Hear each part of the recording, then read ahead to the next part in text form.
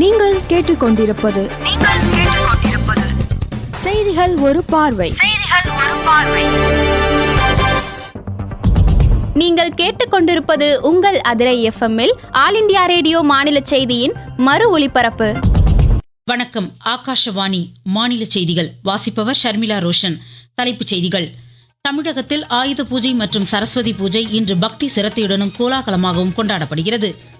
நவராத்திரி விழாவில் வெற்றியும் செழிப்பும் தழைத்தோங்க பிரதமர் திரு நரேந்திர மோடி வாழ்த்தியுள்ளார். பாதுகாப்பு துறையில் ஆராய்ச்சி மேம்பாடு சார்ந்த தொழில்நுட்பங்களை ஊக்குவிப்பதன் அவசியத்தை மத்திய பாதுகாப்புத்துறை அமைச்சர் திரு ராஜ்நாத் சிங் வலியுறுத்தியுள்ளார்.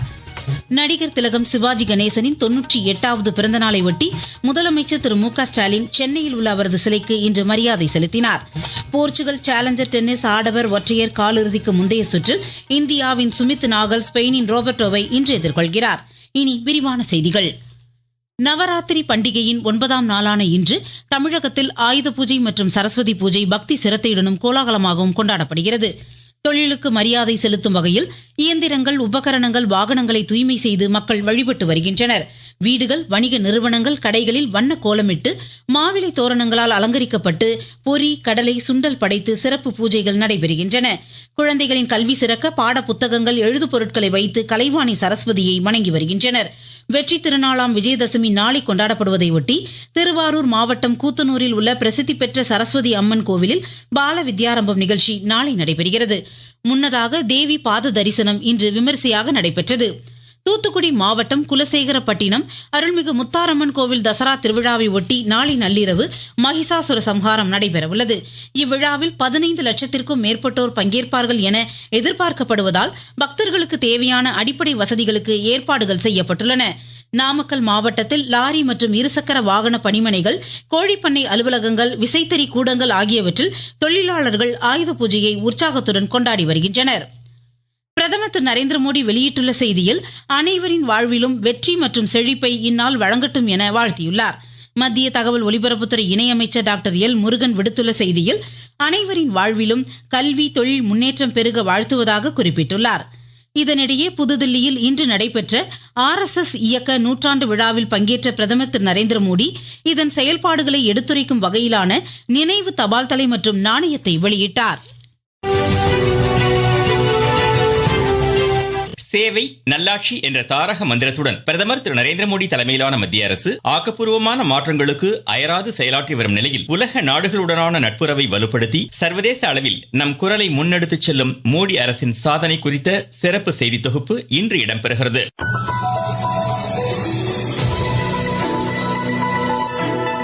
பிரதமர் திரு நரேந்திர மோடியின் சீரிய தலைமையில் சர்வதேச நாடுகளுடனான நம் நட்புறவு வரலாறு காணாத அளவு உச்சமடைந்துள்ளது. வளரும் நாடுகளுக்கான குரலை நம் நாடு முன்னெடுத்துச் செல்ல இந்த நட்புறவு வகை செய்ததோடு G20 தலைமைத்துவத்தின் போது ஆப்பிரிக்க யூனியனை உறுப்பு நாடாக இணைக்கவும் வழிகோலியது. கோவிட்-19 பெருந்தொற்று காலத்தில் நம் நாட்டின் கோவிட் தடுப்பூசி திட்டம் உலக அளவில் கொண்டு செல்லப்பட்டது குறித்து பிரதமர் திரு நரேந்திர மோடி உரையாற்றுகையில், हमने इस वर्ष जनवरी में पहली बार Voice of Global South Summit का आयोजन किया.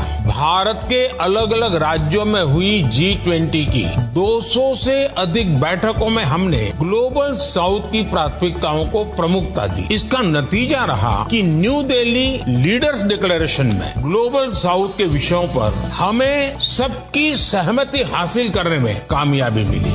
இந்தியாவின் பன்முக நட்புறவில் தேச நலனுக்கு முக்கியத்துவம் அளிக்கப்படுவதோடு பிரிக்ஸ், குவாட், ஷாங்காய் ஒத்துழைப்பு நாடுகளுடனான ஒருங்கிணைப்பால் பாதுகாப்பு, தொழில்நுட்ப ஒத்துழைப்பு, தீவிரவாதத்துக்கு எதிரான தடுப்பு நடவடிக்கைகள் குறித்த நம் தேசத்தின் செயல்பாடுகள் முக்கியத்துவம் பெற்றுள்ளன. பிரதமரின் வெளிநாட்டு பயணங்கள் இந்தியாவை உலக அளவில் முன்னோடி நாடாக நிலைநிறுத்தியதோடு பிற நாடுகளுடனான ஒத்துழைப்பால் சர்வதேச பிரச்சனைகளில் பிரதமர் திரு நரேந்திர மோடியின் கருத்துக்கள் இன்றியமையா பங்கு வகிக்கின்றன. சர்வதேச விவகாரங்களில் பிரதமரின் அளப்பரிய பங்களிப்பு குறித்து பிரபல திரைப்பட நகைச்சுவை கலைஞரும் கிரிக்கெட் வர்ணனையாளருமான பாஸ்கி தெரிவிக்கையில், குளோபல் லீடரா இருக்கிறதுக்கான ஒரு கிளியர் எட்ஜ் அவருக்கு மீதி பேரோட இருக்கு. என்ன ப்ராப்ளம் குளோபல் இருந்தாலும் சரி, அது டெரரிசமா இருக்கட்டும், குளோபல் வார்மிங்கா இருக்கட்டும், எய்ட்ஸா இருக்கட்டும், எந்த ப்ராப்ளம் வந்தாலும் அதை கடந்து சென்று நம்மளுடைய சக்சஸ நிலைநாட்ட முடியும் அப்படின்னு வேர்ல்டு லீடர்ஸுக்கே காமிக்கக்கூடிய ஒரு லீடர் மிஸ்டர் நரேந்திர மோடி. பிரதமர் திரு நரேந்திர மோடியின் தலைமையில் இந்தியா உலகளாவிய பங்களிப்பு நாடாக மட்டுமல்லாமல் பன்முகத்தன்மையின் தலைமைத்துவ நாடாகவும் உருவெடுத்துள்ளது. சரக்கு சேவை வரி சீர்திருத்தங்களால் கல்வித்துறையில் முன்னெடுப்புகளை மேற்கொள்ள ஏதுவாக குறிப்பேடுகள், வரைபட புத்தகங்கள், எழுது பொருட்கள் உள்ளிட்டவைகளுக்கான GST முந்தைய 12% விலக்களிக்கப்பட்டுள்ளது. இந்த சலுகையின் மூலம் மாணாக்கருக்கான நிதி செலவினம் பெருமளவு குறைவதோடு எழுது பொருட்களின் சில்லறை விற்பனை அதிகரிக்கும். இதுகுறித்து திருச்சியைச் சேர்ந்த எழுதுபொருள் விற்பனையாளர் தெரிவிக்கையில், என்னோட பேர் பாலா, திருச்சி மாவட்டம் கலந்தார்கோட்டையிலேருந்து பேசுகிறேன். நான் இங்கே ஒரு 10-15 வருஷமா ஸ்டேஷனரி ஸ்டோர் வச்சிருக்கிறேன். சமீபமாக GST 2.0 ஸ்டேஷனரி பொருட்களுக்கு 12% இருந்த GST-யை 0 ஆக்கிட்டாங்க. ஸ்டேஷனரி பொருளோட விலை எல்லாமே கணிசமாக குறைஞ்சிருச்சு. டிரான்சாக்ஷன் ரொம்ப ஜாஸ்தி ஆயிடுச்சு. நோட்டு புக்குன்னு சொல்லிட்டு எல்லாமே நிறைய ஓட ஆரம்பிச்சிச்சு. பசங்களுக்கும் நல்ல பெனிஃபிட் ஆயிடுச்சு. இதுக்கு முழுக்க நம்ம மத்திய அரசுக்கும் பிரதமர் அவர்களுக்கும் நன்றி தெரிவிச்சுக்கிறாங்க. நீங்கள் கேட்டுக்கொண்டிருப்பது ஆகாஷவாணியின் மாநில செய்தி அறிக்கை.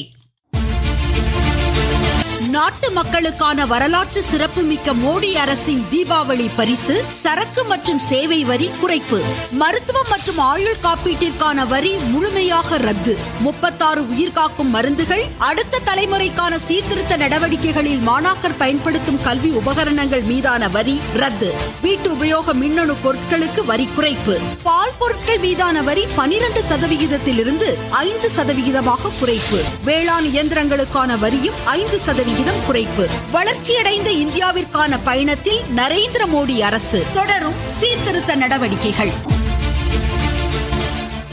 பாதுகாப்பு துறையில் ஆராய்ச்சி மேம்பாடு சார்ந்த தொழில்நுட்பங்களை ஊக்குவிக்க புதுமையான சுற்றுச்சூழல் அமைப்பை உருவாக்குவதன் அவசியத்தை மத்திய பாதுகாப்புத்துறை அமைச்சர் திரு ராஜ்நாத் சிங் வலியுறுத்தியுள்ளார். புதுதில்லியில் நடைபெற்ற பாதுகாப்பு கணக்குத்துறை தின நிகழ்வில் இன்று உரையாற்றிய அவர், ஆராய்ச்சி மேம்பாட்டை எளிதாக்குவதில் இத்துறையினரின் பங்கு இன்றியமையாதது என்றார். படை வீரர்களுக்கான ஓய்வூதியங்கள், நலத்திட்டங்கள், பாதுகாப்பு சவால்களை எதிர்கொள்ளும் சூழலில் தயார் நிலை உள்ளிட்ட பணிகளின் போது இத்துறையின் சேவைகளை அமைச்சர் பாராட்டினார்.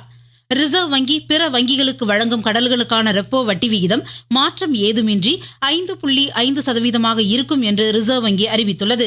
மும்பையில் நடப்பு நிதியாண்டின் 4வது இருமாத கொள்கையை வெளியிட்டு பேசிய ரிசர்வ் வங்கி ஆளுநர் திரு சஞ்சய் மல்ஹோத்ரா, நாட்டின் பணவீக்க விகிதம் 2.6% இருக்கும் என்றார். நடிகர் திலகம் சிவாஜி கணேசனின் 98வது பிறந்தநாளை ஒட்டி முதலமைச்சர் திரு மு க ஸ்டாலின் சென்னை அடையாறில் அன்னாரது மணிமண்டபத்தில் உள்ள அவரது சிலைக்கு இன்று மலர் தூவி மரியாதை செலுத்தினார். தொடர்ந்து ராஜா அண்ணாமலைபுரத்தில் 42 கோடி ரூபாய் மதிப்பீட்டில் சீரமைக்கப்பட்ட நவீன வசதிகளுடன் கூடிய தொல்காப்பிய பூங்காவை முதலமைச்சர் பார்வையிட்டார். இதனிடையே முதலமைச்சர் ராமநாதபுரம் மாவட்டத்தில் நாளை பல்வேறு முடிவுற்ற திட்டப்பணிகளை தொடங்கி வைத்து நலத்திட்ட உதவிகளை வழங்க உள்ளார். நிகழ்ச்சி நடைபெறும் பகுதிகளில் ட்ரோன்கள் பறக்க மாவட்ட நிர்வாகம் தடை விதித்துள்ளது. தேனி மாவட்டம் 18ஆம் கால்வாய், PTR, தந்தை பெரியார் கால்வாய்களுக்கு இன்று தண்ணீர் திறக்கப்பட்டுள்ளது. 18ஆம் கால்வாய்க்கு வினாடிக்கு 98 கனஅடி வீதம் தண்ணீர் திறக்கப்பட்டுள்ளது. 38 நாட்களுக்கு திறக்கப்படும் இந்த தண்ணீரின் மூலம் தேனி, உத்தமபாளையம் வட்டங்களில் உள்ள 4614 ஏக்கர் நிலங்கள் பாசன வசதி பெறும். PTR மற்றும் தந்தை பெரியார் கால்வாய்களுக்கு 100 கனஅடி வீதம் தண்ணீர் திறக்கப்பட்டுள்ளது. 120 நாட்களுக்கு திறக்கப்படும் இத்தண்ணீரின் மூலம் கம்பம் பள்ளத்தாக்கில் உள்ள 5146 ஏக்கர் நிலங்கள் பாசன வசதி பெறும். சர்வதேச முதியோர் தினம் இன்று கொண்டாடப்படுகிறது. கண்ணியத்துடன் முதுமை என்பதே இந்த ஆண்டின் கருப்பொருளாகும். சிவகங்கை மாவட்டத்தில் நாளை நடைபெற இருந்த கிராம சபை கூட்டங்கள் நிர்வாக காரணங்களால் வரும் 11ஆம் தேதி நடைபெறும் என்று மாவட்ட ஆட்சித்தலைவர் திருமதி பொற்கொடி கூறியுள்ளார். காஞ்சிபுரம் மாவட்டத்தில் திருக்குறள் முற்றோதுதலுக்கு மாணாக்கர் அடுத்த மாதம் 30ஆம் தேதிக்குள் விண்ணப்பிக்கலாம் என ஆட்சித்தலைவர் திருமதி கலைச்செல்வி மோகன் தெரிவித்துள்ளார். தருமபுரி மாவட்டத்தில் தமிழ் வளர்ச்சித்துறை சார்பில் அதியமான் அரசு ஆண்கள் மேல்நிலைப் பள்ளியில் வரும் 11, 12ஆம் வகுப்பு மாணாக்கருக்கு கவிதை, கட்டுரை, பேச்சுப் போட்டிகள் வரும் 14ஆம் தேதி நடைபெற உள்ளதாக ஆட்சித்தலைவர் திரு சதீஷ் தெரிவித்துள்ளார்.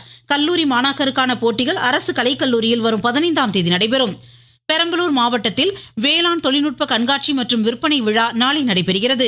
நாகை மாவட்ட சட்டப்பணிகள் குழுக்கள் மூலம் 39 சட்ட தன்னார்வலர்கள் தேர்வு செய்யப்பட உள்ளதாகவும், தகுதியுடையோர் மாவட்ட நீதிமன்ற இணையதளத்தில் விண்ணப்பங்களை பதிவிறக்கம் செய்து வரும் 15ஆம் தேதிக்குள் சமர்ப்பிக்கலாம் எனவும் அறிவுறுத்தப்பட்டுள்ளது.